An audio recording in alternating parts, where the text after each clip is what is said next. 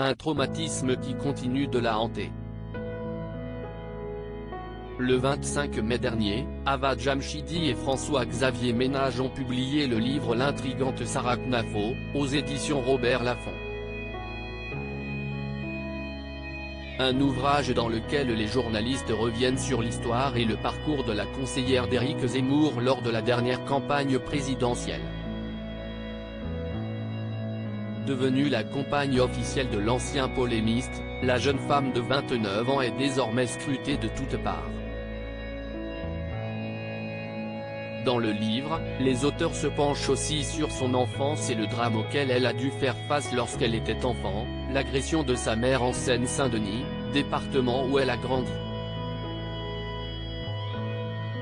Cette dernière, qui travaille comme hypnothérapeute, est maman de 2 filles, Sarah et Cindy, mais aussi d'un garçon, prénommé Dan.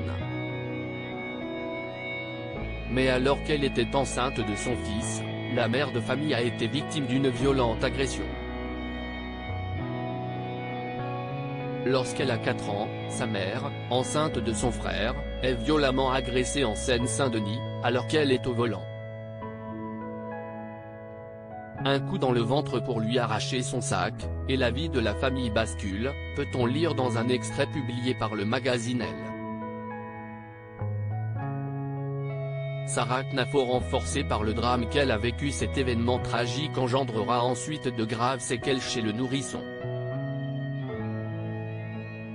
Conséquence de cette agression, le petit Dan naîtra lourdement handicapé.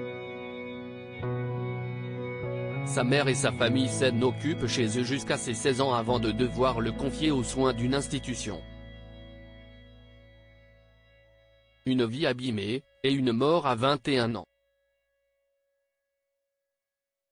L'auteur des faits, lui, n'a été ni interpellé ni condamné, poursuivent les journalistes.